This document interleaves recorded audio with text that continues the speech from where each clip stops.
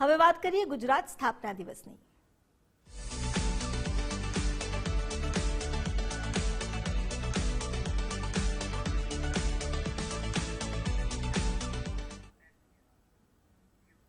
આજે 1 મે ગુજરાતનો સ્થાપના દિવસ વિવિધ કાર્યક્રમો દ્વારા ધામધૂમપૂર્વક રાજ્યમાં જેની ઉજવણી કરાશે। 1 મે 1960માં બૃહદ મુંબઈ રાજ્યના 2 ભાગ પાડવામાં આવ્યા હતા। આજે ગુજરાતની સાથે સાથે મહારાષ્ટ્ર સ્થાપના દિવસ પણ છે।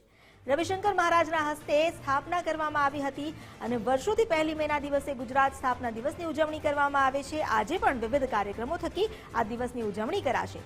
1960માં ગુજરાત જે બૃહદ મુંબઈમાંથી છૂટું પડ્યું હતું અને ત્યારબાદ ગુજરાત અને મહારાષ્ટ્ર 2 ભાગ પડ્યા હતા।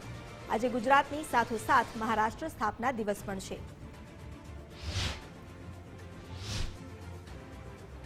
રવિશંકર મહારાજના હસ્તે સ્થાપના કરવામાં આવી હતી અને ત્યારથી લઈને અત્યાર સુધી આ બંને રાજ્ય જે પોતાની વિકાસની દિશામાં આગળ વધી રહ્યો છે, પ્રગતિ કરી રહ્યા છે। ગુજરાતમાં જ્યાં આજે અલગ અલગ કાર્યક્રમો કરીને ગૌરવવંતા ગુજરાતના સ્થાપના દિવસની ઉજવણી કરાશે।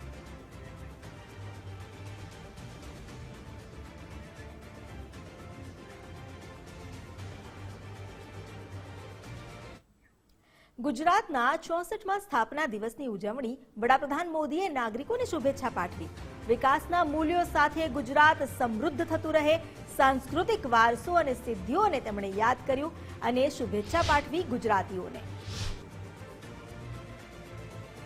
ગુજરાતના 64માં સ્થાપના દિવસની ઉજવણી જ્યાં એક તરફ કરવામાં આવી રહી છે, પ્રધાનમંત્રી નરેન્દ્ર મોદીએ પણ એક્સ પર પોસ્ટ કરીને ગુજરાત રાજ્ય સ્થાપના દિવસના પાવન અવસર પર લોકોને શુભકામના આપી। રાજ્યના સમૃદ્ધ સાંસ્કૃતિક વારસા, નોંધપાત્ર સિદ્ધિઓ અને લોકોની જીવંત ભાવનાને યાદ કરું છું। ગુજરાત ઉદ્યોગ સાહસિકતા અને અનુકૂળ અને સર્વસમાવેશક વિકાસના મૂલ્યો સાથે સદા સમૃદ્ધ થતું રહે તેવી અભ્યર્થના સાથે સૌ નાગરિકોને તેમણે શુભેચ્છા પાઠવી।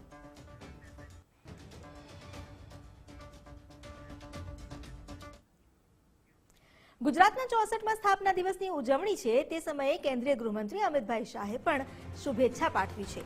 દેશના વિકાસમાં ગુજરાતનું મહત્વનું યોગદાન રહ્યું છે।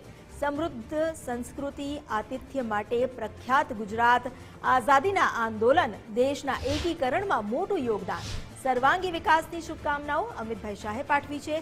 શ્રમ, સમર્પણ અને સહયોગથી વિકાસમાં યોગદાન કર્યાનું તેમણે જણાવ્યું। સૌ ગુજરાતીઓને તેમણે ગુજરાત સ્થાપના દિવસ નિમિત્તે હાર્દિક શુભકામનાઓ આપી અને સમૃદ્ધ સંસ્કૃતિ, ઉદાર આતિથ્ય અને પ્રાકૃતિક સુંદરતા માટે પ્રખ્યાત ગુજરાતે આઝાદીના આંદોલનથી લઈને દેશના એકીકરણમાં જે અવિસ્મરણીય યોગદાન આપ્યું છે તેનો પણ ઉલ્લેખ કર્યો।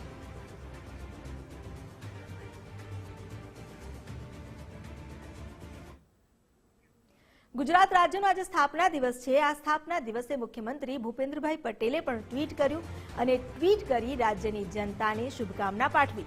રવિશંકર મહારાજના હસ્તે સ્થાપના કરવામાં આવી હતી અને ત્યારથી લઈને આજ સુધી ગુજરાત જે હરણફાળ ભરતું રહ્યું છે, ક્યારેય પાછું વળીને નથી જોયું। એક્સ પર તેમણે પોસ્ટ કરીને મુખ્યમંત્રીએ પણ તમામ ગુજરાતીઓને પાઠવી છે શુભેચ્છા। ગૌરવશાળી વિકાસમાં યોગદાન આપનાર સૌને સાદર વંદન કર્યા અને તેમણે શુભેચ્છા આપી।